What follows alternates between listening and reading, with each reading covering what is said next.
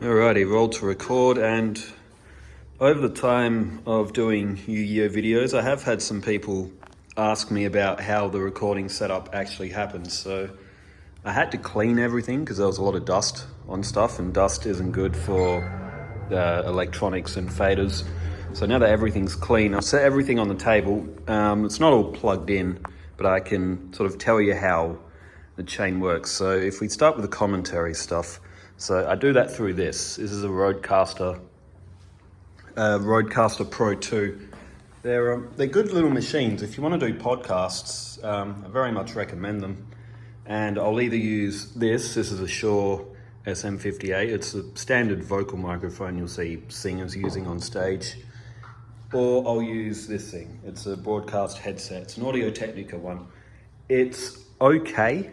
It does the job, but it's not like phenomenal. There was a pretty cheap one. I think they're only like maybe 200 or so, it sounds like a lot, but it is very cheap for a broadcast headset. And that goes into here. So this is a MacBook. It's a few years old now, and that is Logic Pro. You don't need to use Logic Pro. You can use Adobe Audition. You can use Reaper. You can use GarageBand.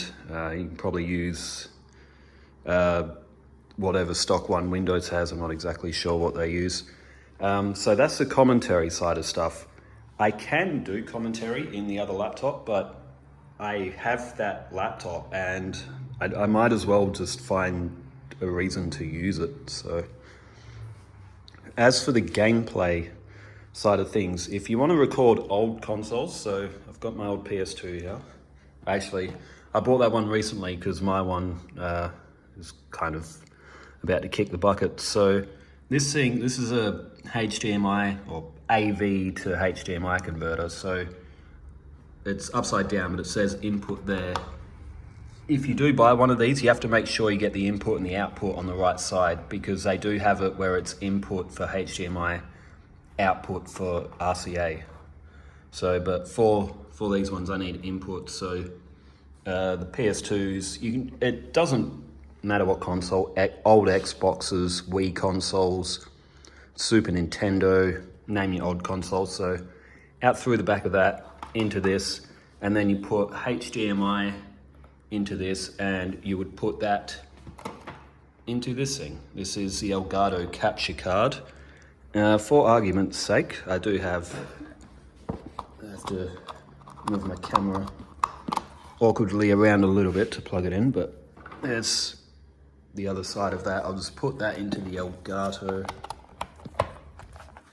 So that's into the Elgato there. Now if I open up this, turn that on, assuming the battery isn't dead, no? Okay, so it says, one moment please. So this is the, I'll go back to the home screen. This is the Elgato software that you download when you buy their products. It's free, you don't need to pay for the software. So it's saying one moment please, because it's trying to find the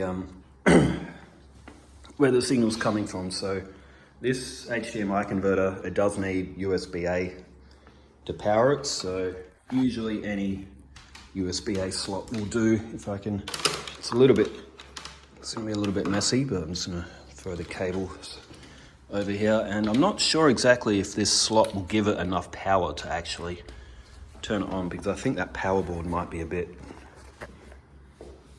dodgy. Now, if we turn the PS2 on,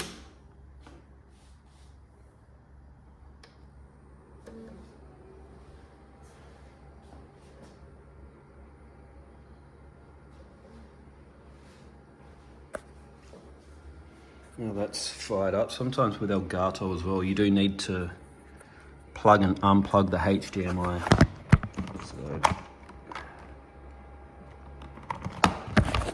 So the fact that it's still saying one moment please, I might just close and reopen the software, because in theory that should be sending signal.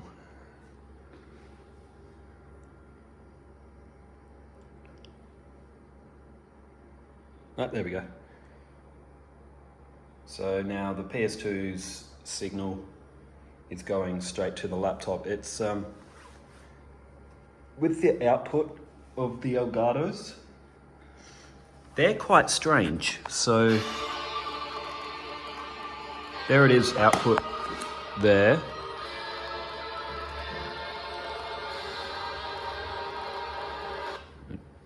Turn that down. So the output of this, you don't actually need to use the output of the Elgato to get it to work. You just need to go into it. So there's a USB-C port there, and that goes into the laptop. That's a USB-A port. So that the Elgato actually powers off the laptop itself. So the battery on this actually won't last very long because I haven't got the laptop plugged in. But that's how the Elgato comes together with the older consoles.